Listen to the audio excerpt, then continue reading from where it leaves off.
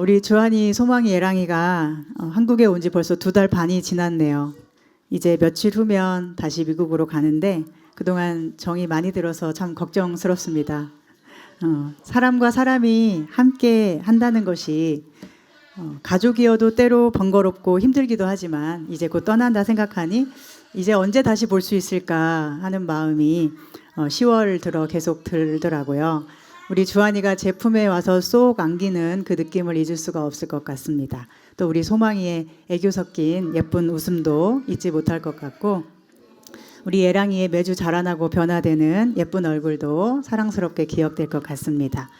한국과 미국이 참 거리가 멀지만 우리 마음의 거리가 가까워서 항상 기도로 사랑하며 하나님 앞에 함께 나아가는 로고스 가족이기를 소망합니다.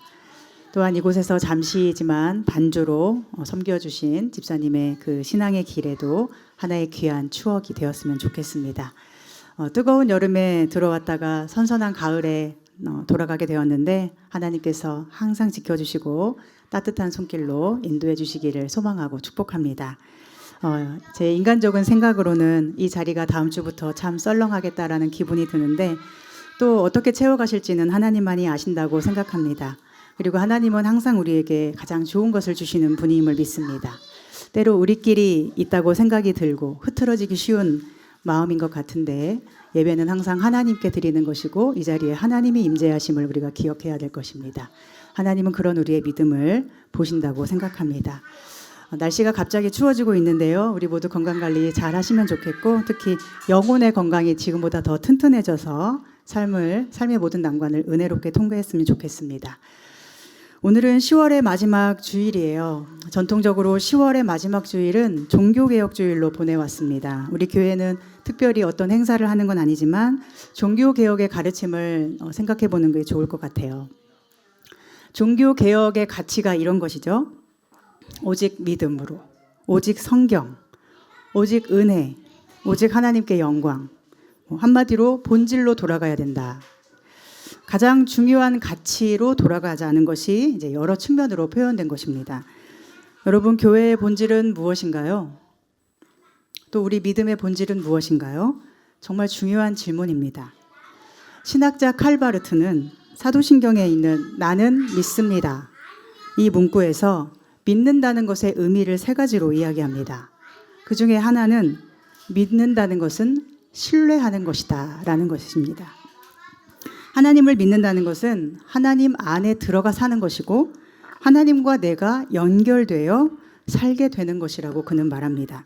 그러니 사도신경에서 나는 하나님을 믿습니다 라고 고백할 때 우리는 내가 하나님 안에 들어가 있음을 신뢰하기 때문에 어떤 일이 생기든 더 이상 걱정도 근심도 없어지게 될 것이고 내게 일어나는 모든 일이 하나님의 세계 안에 들어와 하나님과 끈끈하게 연결되어 이루어지는 것임을 알기 때문에 평안해지는 것이죠. 여러분은 하나님을 신뢰하시나요? 힘들고 어려운 순간이 많지만 하나님을 신뢰하는 믿음으로 불안 대신 평강으로 하루하루 주님과 동행하기를 바랍니다. 믿음의 또 하나의 의미는 바로 하나님을 아는 것인데 어떻게 우리가 하나님을 알까요? 하나님을 알려고 노력한다고 해서 알아지는 게 아닙니다. 그러나 알려고 노력조차 하지 않는 사람은 더 알 수 없습니다. 여러분이 저를 알기 위해서는 저에 대해서 생각도 많이 해야 되고 제가 하는 설교도 잘 들으셔야 되고 제가 하루를 어떻게 보내는지도 아셔야 되고 뭘 좋아하고 싫어하는지도 이야기를 많이 나누면서 알아봐야 조금 저에 대해서 아실 거예요.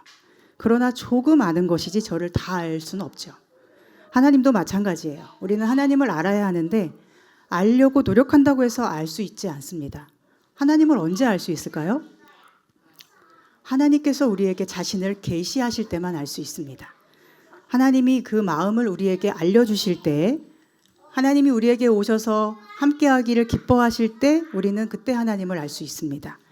그런데 그것도 다 알 수 있는 게 아니죠. 보여주시는 만큼만 압니다.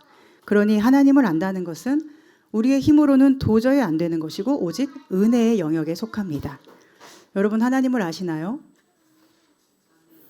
안다고 할 것 같기도 하고 모른다고 해야 될 것 같기도 하고 그렇죠. 아신다면 어떤 하나님을 아시나요? 하나님을 알려고 노력하는데도 알기가 어렵다면 알려고도 안 하면 어떻게 할 수 있겠습니까? 우리 관심이 하나님께로 더 향해야 하겠습니다. 알지도 못하는 분을 믿는다는 게 불가능하죠. 하나님을 알고자 애쓰고 묵상하고 하나님께로 마음을 향하는 우리에게 언젠가 하나님의 의도대로 하나님이 계시되면 그때 우리는 알게 될 거예요. 하나님을 알아가는 것이 우리의 기도 제목 되기를 바랍니다. 그래서 사도신경을 고백할 때마다 나는 하나님을 압니다. 하나님은 나를 아십니다. 이러한 고백이 함께 고백되는 기쁨이 있기를 소망합니다. 칼바르트가 말하는 믿음의 또 하나의 의미는 바로 고백입니다. 신앙은 고백되어야 한다는 거예요. 말과 행동으로써 우리의 믿는 바가 고백되어야 합니다. 우리의 믿는 바 고백되어야 할 그것은 무엇일까요? 하나님만이 유일한 신이라는 진리입니다. 하나님은 다른 어떤 신들과 비교조차 될 수 없는 분이고 어떤 신들보다 비교돼서 가장 높이 계시는 그런 존재가 아니라 오직 유일하신 하나님이심을 고백해야 합니다. 그리고 그것은 자기 내면에서만이 아니라 행동으로, 삶으로 또 어떤 선택을 할 때마다 고백되어야 하는 것입니다. 교회에서 예배드릴 때 잠깐이 아니라 가정에서도 일터에서도 하나님만이 유일한 신이라고, 나의 신이라고 고백되어야 합니다. 그리고 그것은 자신이 영향력을 가지고 있는 모든 사람에게 고백될 수 있어야겠죠. 여러분이 가장 영향력을 가진 사람은 누구일까요? 바로 양육하는 자녀들입니다. 자녀들 앞에서 하나님을 향한 여러분의 믿음이 매 순간 고백될 수 있어야 하겠습니다. 여러 선택을 통해서 우리 엄마 아빠가 하나님만을 유일한 하나님으로 믿고 사시는구나 고백되는 것을 아이가 보고 자라나야 합니다. 하나님께서 그것을 백성들에게 요구하십니다. 오늘 본문 27절에 보면 이런 말씀이 있습니다. 함께 읽어볼까요?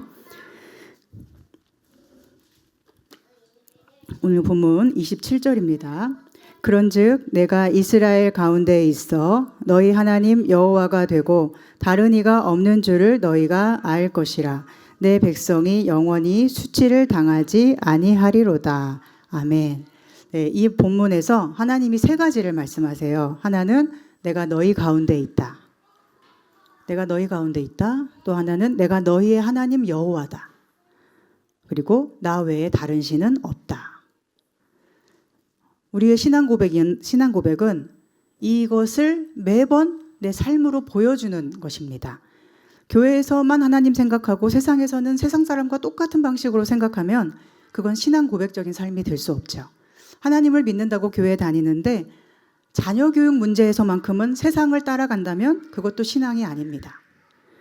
여러분이 하나님만 섬기고 어떤 경우에도 하나님을 따를 것이며 목숨이 위태로운 순간이 오더라도 하나님만을 선택한다는 것을 여러분을 가장 눈여겨보고 있는 자녀들에게 보여줄 수 있으셔야 합니다. 하나님께서 그것을 원하시기 때문이에요. 내가 정말 너의 하나님이냐? 이것을 묻고 계십니다. 우리가 함께 보는 요엘서는 메뚜기 재앙을 받아 황폐해진 들판이 그려지는 성경이에요. 당시 유다 백성들에게 메뚜기 재앙이 닥쳐서 들의 모든 것을 먹어치운 상황이 실제 일어났는지 아니면 요엘의 환상인지는 정확하게는 알 수 없습니다. 그런데 실제로 메뚜기 재앙은 당시 여러 번 일어났을 거라 추측되기도 합니다. 이집트에서 출애굽할 때도 하나님은 메뚜기 재앙으로 심판하셨죠. 또 솔로몬이 성전을 다 짓고 백성들을 모아놓고 기도를 할 때도 메뚜기 재앙으로 이 땅이 황폐해질 때 그 백성이 기도하면 들어주세요라고 기도합니다. 어쨌든 이 메뚜기 재앙이라는 주제는 심상치 않습니다. 메뚜기들이 한두 마리가 아니라 수천 마리, 수만 마리, 수백만 마리가 때를 지어 일사불란하게 이동해요. 마치 군대처럼 열을 맞추어서 순식간에 달려와 모든 것을 삼킵니다. 메뚜기가 지나간 자리에는 아무것도 남지 않고 다 사라집니다. 아무리 열심히 수고하고 노력해서 농사를 다 지어놨어도 메뚜기 떼가 지나가면 흔적이 없이 삼켜집니다. 마치 불이 지나가면 모든 것을 태우는 것처럼 메뚜기가 나타나면 모든 것은 황폐해집니다. 요엘이 메뚜기 재앙을 선포하는 것은 여호와의 날이 이와 같다는 것을 보여주는 거예요. 여호와의 날은 모든 사람에게 재앙이라는 것입니다. 당시 사람들은 여호와의 날이 단지 구원이라고만 생각했습니다. 즉 이방인들은 심판받지만 유대인들은 구원받는다 이렇게 생각을 했어요. 그런데 하나님은 요엘을 통해 뭘 보여주시나요?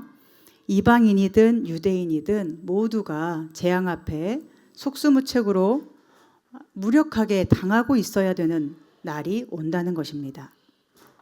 제가 2번의 수술을 하면서 죽음 앞에 서보지 않았습니까? 수술에 두려움이 있지만 수술의 유익도 있습니다. 그것은 제가 언제 하나님 앞에 설지 알 수 없음을 깨달았다는 것입니다. 그걸 늘 생각하고 살게 되었습니다. 만약 오늘 하나님 앞에 그 심판대 앞에 선다면 어떻게 될까? 여러분이 하나님의 심판대 앞에 서신다면 여러분 자신 있으신가요? 자신 있을 만큼 하나님을 알고 있습니까? 하나님과 친밀하십니까? 어떤 경우에도 하나님만이 유일한 신이심을 삶으로 고백하며 목숨 바쳐 고백해 오셨습니까? 그랬더라도 자신이 없을 수밖에 없는 것이 우리 연약한 인생입니다. 죽음이라는 것이 늘 심판대처럼 눈앞에 가까이 있다 보니 하나님의 날이 얼마나 두려운 날인가 생각하지 않을 수가 없습니다. 그 날은 순식간에 올 것이고 단번에 올 것입니다. 그날이 되면 우리 힘으로는 아무것도 할 수 없음을 알게 될 것입니다. 모든 시간이 멈추어지고 오직 하나님 앞에 벌거벗겨진 것처럼 모든 죄가 드러날 텐데 과연 누가 그 심판을 견딜 수 있습니까? 요엘은 메뚜기 재앙을 통하여 하나님의 크고 두려운 심판의 날을 상기시킵니다. 그러면서 그날을 준비하라고 합니다. 그날을 준비하지 않으면 순식간에 그날이 오고 아무것도 할 수 없는 채 끝나버린다고 합니다. 그렇다면 우리는 그날을 어떻게 준비해야 할까요? 오늘 우리가 읽진 않았지만 아주 유명한 말씀이 13절에 있습니다. 너희는 옷을 찢지 말고 마음을 찢고 너희 하나님 여호와께로 돌아오라 하십니다. 이것은 무엇을 의미할까요? 여호와의 크고 두려운 날, 그 심판을 준비하기 위해서 무언가 구체적인 행동이나 어떤 방법이 있는 게 아니라는 거예요. 뭔가 구체적인 행동이 주어지면 오히려 얼마나 쉽겠습니까? 그것만 하면 되니까요. 그러나 그날을 준비하는 가장 중요하고 핵심적인 것은 마음을 찢고 하나님께 돌아가는 거예요. 이것을 2글자로 회심이라고 하는데 그가 회심했느냐 안 했느냐는 하나님만이 판단하실 것입니다. 또 16절에 보면 백성을 모아 그 모임을 거룩하게 하고 장로들을 모으며 어린이와 젖 먹는 자를 모으며 신랑을 그 방에서 나오게 하며 신부도 그 방에서 나오게 하고 이렇게 기록해요. 하나님을 하나님으로 알고 섬기기 위해서 회개하는 일은 어떤 특정한 사람들만의 임무가 아니라 어린 아이들, 젖먹이도 이제 막 결혼한 신랑 신부도 해야 되는 일이라고 말씀해요. 하나님을 하나님으로 알고 섬기는 것은 정말로 모든 사람이 해야만 하는 일이 맞습니까? 맞습니다. 우리 교회가 지금 모든 연령대가 함께 모여 예배 자리에 있습니다. 그런데 이렇게 예배하는 이유는 자리가 좁아서일 수도 있지만 모든 사람은 나이가 많든 적든 어리든 하나님 앞에 예배자가 되어야 되기 때문입니다. 아이가 어려도 그 아이도 하나님께 예배자가 될 수 있습니다. 잠옷실에 분리돼서 거기서 먹고 마시고 놀 수도 있겠지만 잠옷실이 있다고 하더라도 저는 잠옷실에서도 아이가 하나님을 예배한다는 것의 의미를 배울 수 있기를 바랍니다. 찬양할 때, 기도할 때, 말씀을 들을 때 그 시간만큼은 하나님의 임재를 기억하는 아이가 되기를 기도합니다. 우리가 어린이의 눈높이에 맞추어서 이것저것 해주는 것도 좋지만 예배와 경건의 자리는 어른들의 눈높이로 아이들을 높이 끌어올리는 편이 우리 영혼에 훨씬 유익합니다. 아이들은 하나님께 예배하는 그 1시간만큼은 내가 주인공이 아니구나 이것을 배울 수 있어야 합니다.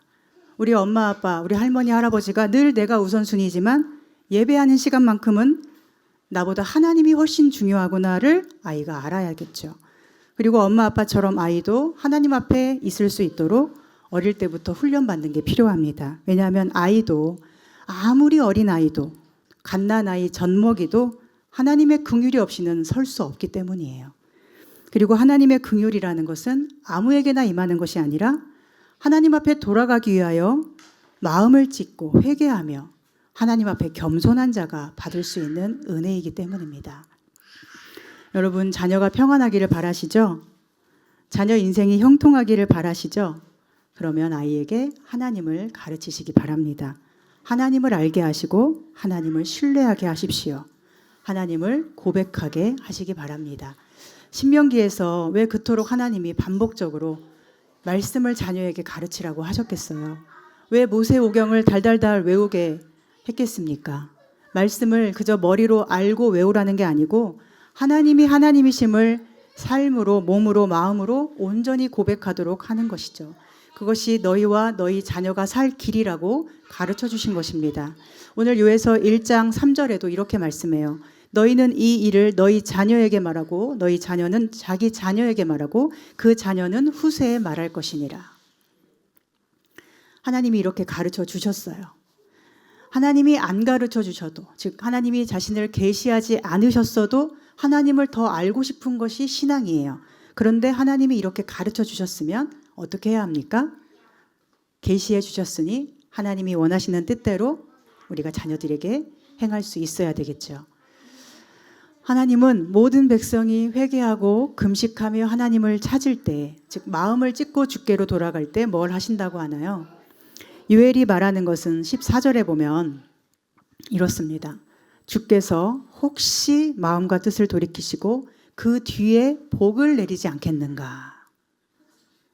사실 심판과 재앙의 때가 눈앞에 닥칠 때는 사람은 긍휼을 기대할 수 없는 게 맞습니다. 여러분, 하나님 심판대 앞에 서 보셨나요? 늘 죽음이라는 것이 우리 눈앞에 있는데 저처럼 투병 중인 사람도 자꾸만 그것을 잊어버립니다. 곧 하나님 앞에 서야 할 것이고 그날은 반드시 올 텐데 늘 그날이 저기 멀리 있는 것처럼 느껴지거나 아예 없는 것처럼 착각을 하기 때문에 자꾸 오늘을 걱정으로 분노로 보내기도 하죠. 그러나 진지하게 하나님의 심판대 앞에 서보면 그게 얼마나 두려운지를 알 수 있습니다. 또한 세상 일을 걱정하는 것이 사실은 얼마나 부질없는가도 깨달을 수 있습니다. 모든 것이 끝나버리는 날, 어떤 노력과 수고도 의미 없는 날이 우리 모두에게 반드시 옵니다. 그리고 지금 이렇게 해맑게 뛰어노는 아이들에게도 그날은 반드시 올 것입니다. 그리고 그날은 언제일지 아무도 모른다는 게 함정이에요. 순서대로 오는 것도 아니고요. 그 날을 안다면 좀 더 정리하면서 준비하면서 살게 될까요? 그럴 수 있을지는 몰라도 정리하고 준비해봤자 다 똑같아요. 그 마지막 날에 우리가 할 수 있는 건 없습니다. 그렇다면 절망뿐이죠. 소망이 없는 것이죠. 그러나 성경의 약속을 통해서 우리가 지금 기대할 수 있는 게 있습니다. 그것은 바로 하나님의 긍휼히 여기는 사랑입니다. 18절에 우리가 회개하고 금식하며 하나님께 돌이킬 때에 하나님은 이렇게 하신다고 말씀합니다. 그때 여호와께서 자기의 땅을 극진히 사랑하시어 그의 백성을 불쌍히 여기실 것이라. 황폐해진 땅에서 말라 죽어가는 백성들을 극진히 사랑하신다는 것은 마음이 불타는 것처럼 뜨거워지는 것을 의미해요. 하나님의 백성이 이방인들에게 짓밟히고 재앙에 고통당할 때 다름 아닌 하나님의 마음이 불타는 듯이 아프시다는 거예요. 여러분이 삶의 여러 난관을 겪으며 고통당할 때 누가 마음이 아프세요? 하나님 마음이 아프세요. 여러분 혼자 겪는 일이 아닙니다. 낯설고 외로운 곳에 있어야 할 때 하나님은 여러분의 그 외로움을 함께 느끼십니다. 여러분은 혼자가 아닙니다. 하나님께서 저와 여러분을 이렇게 사랑하십니다. 그때 여호와께서 자기의 땅을 극진히 사랑하시어 그의 백성을 불쌍히 여기실 것이라. 이 말씀이 우리 가슴에 묵직한 울림으로 남기를 소망합니다. 삶이 어렵고 고난이 아프게 할지라도 하나님이 우리를 얼마나 극진히 사랑하시는가를 떠올릴 수만 있다면 그 고난은 단지 아픔과 상처로 끝나는 것이 아닙니다. 그 상처는 우리를 하나님께로 다시 돌이키게 하는 흔적이 되어 우리 영혼에 고스란히 새겨지게 될 것입니다. 우리가 올바르고 떳떳하게 똑부러지게 살아서 하나님의 사랑받는 백성인 게 아니고 부족하고 연약하고 심지어 죄를 지어 고통받아도 하나님께로 돌아가 마음을 찢는 것이 하나님의 사랑을 받는 비결인 줄 믿습니다. 하나님이 불쌍히 여기시고 긍휼을 베푸시고 모든 게 끝나는 심판의 날에도 모든 것을 회복시키신다고 약속해 주시는 사람들은 바로 그런 사람들입니다. 하나님의 긍휼만을 의지할 뿐 세상에 어떤 것에도 소망을 두지 않는 사람. 내 삶의 전부를 다해 하나님을 선택하고 목숨을 바쳐 하나님만 따르기 원하는 사람들. 어린 젖먹이에게까지 하나님의 하나님 되심을 가르쳐 주기 원하는 사람들. 그들이 하나님의 백성이라고 하나님은 요엘을 통해 말씀하고 계십니다. 19절부터 하나님은 어떻게 회복하실지를 길게 선포합니다. 곡식이 풍성하고 새 포도주가 넘쳐나며 메뚜기 군대는 쫓겨나며 하나님 백성들은 흡족히 먹고 마실 것이라고. 그러니 하나님을 아는 백성들은 더 이상 두려워하지 말라고. 그리고 이방인이 짓밟은 모든 상처난 것들을 하나님이 회복시키신다고. 수치를 변하여 명예가 되게 하신다고 길게 회복을 말씀하세요. 그러니 이 모든 것을 사모하는 자는 어떻게 해야 할까요? 회심해야 되죠. 회심이라는 것은 마음을 찢고 하나님께로 돌이키는 것입니다. 누가복음 18장에 보면 세리의 기도와 바리새인의 기도가 대조되어 기록되어 있습니다. 예수님께서 바리새인의 기도와 세리의 기도를 비교하면서 누가 더 하나님 앞에 의롭게 여김을 받았겠느냐 물으십니다. 하나님이 누구를 의로운 사람이라고 하실까 물으십니다.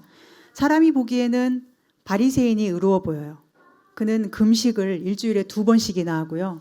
11조도 빼먹지 않고 저 세리처럼 토색도 불의도 간음도 하지 않는다고 하나님 앞에 나는 이런 사람이라고 기도해요. 자기가 얼마나 올바르고 떳떳하게 살았는지를 기도해요. 그런데 세리는 어떻게 하죠? 멀리 서서 감히 눈을 들어 하늘을 쳐다보지도 못해요. 그리고 다만 가슴을 치면서 하나님이여 불쌍히 여기소서 나는 죄인이로소이다 이렇게 기도할 뿐이에요. 그런데 이것이 바로 마음을 찢고 하나님께로 돌이키는 것입니다.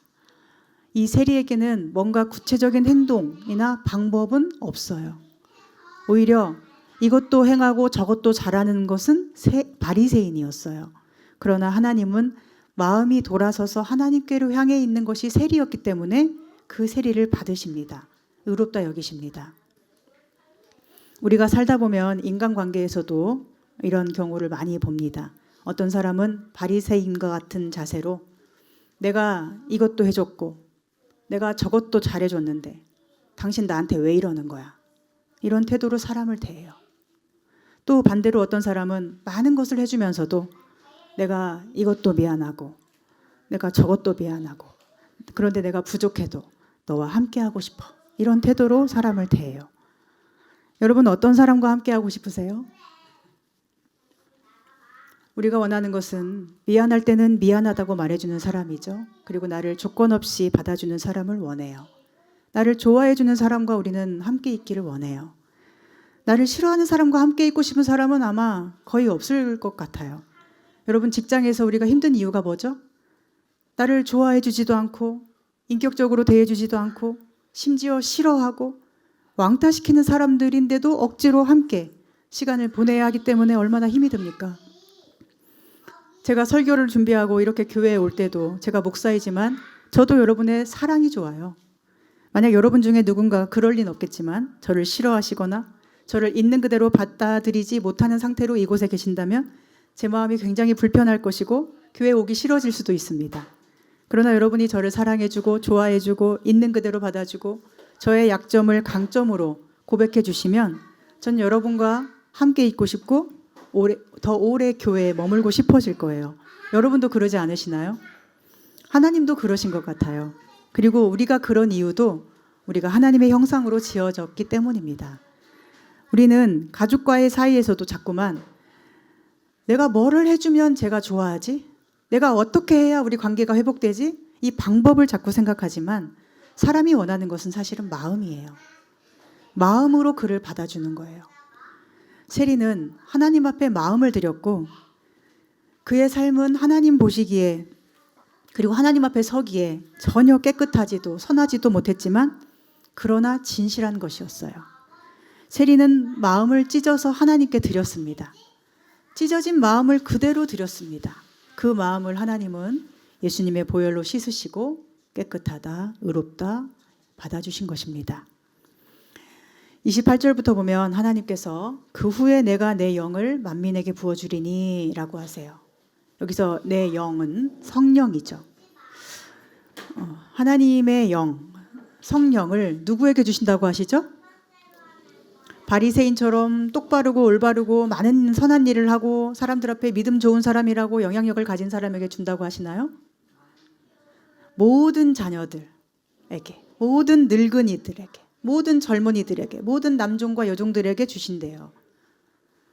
저는 우리가 하나님의 영을 넘치도록 부음받아서 성령 충만해지기를 소망합니다. 그런데 하나님은 왜 하나님의 영을 만민에게 주신다고 하십니까? 왜 만민에게 주고자 하실까요? 하나님의 영, 성령은 생명이며 또 능력과 함께 오는 것입니다. 그러니까 하나님의 영으로 충만해질 때 우리는 생명력이 있게 되고 능력으로 충만해져요. 능력으로 충만해진다는 것은 무슨 뜻일까요? 우리에게 용기가 생긴다는 거예요.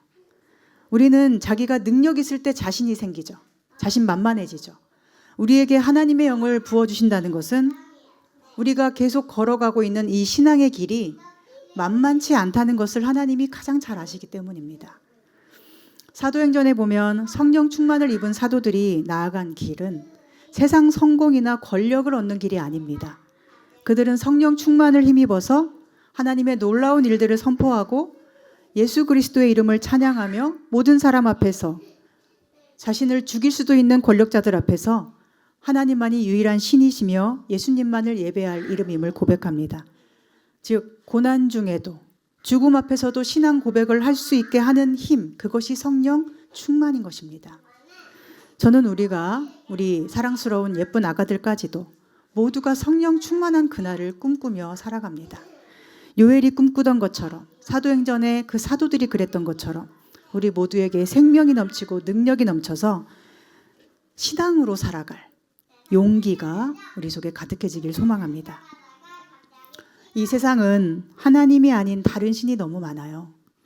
예수님 아닌 다른 신이 많아요. 종교적으로도 그렇지만 또 얼마나 많은 신이 우리 주변에 있습니까? 돈이 신이고 성공이 신이고 인기가 신이고 영향력이 신이 되고 권력이 신이 되고 힘이 신이 되고 대학교 이름이 신이 되고 직장 이름이 신이 되어 있죠. 그러나 신앙은 그 모든 것들은 우상임을 고백하고 유일한 신이신 예수 그리스도만을 붙드는 것이 우리 신앙입니다. 그 참 신앙을 위하여 용기로 충만해지고 용기로 충만해지기 위해서 성령 충만해지며 성령 충만함으로 하나님의 하나님 되심을 우리 삶의 모든 선택을 통해 고백하는 우리의 신앙 되기를 간절히 소망하고 축복합니다. 기도하겠습니다. 하나님, 우리가 사는 이 세상은 하나님이 아닌 너무나 많은 것들이 신이 되어 다스립니다. 그러나 저희는 하나님만이 유일한 신이시며 예수 그리스도만이 경배를 받기에 합당한 우리의 참 구주가 되심을 믿음으로 고백합니다.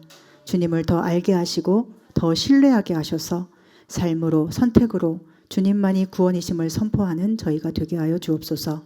우리의 자녀들에게도 하나님만이 신이심을 입술이 아닌 삶으로 고백하는 부모가 되게 하시고 우리 모두가 성령 충만하여져서 언제나 용기 있게 주님만 사랑하고 따라가는 믿음의 사람들 되게 하여 주옵소서. 예수님의 이름으로 기도합니다. 아멘.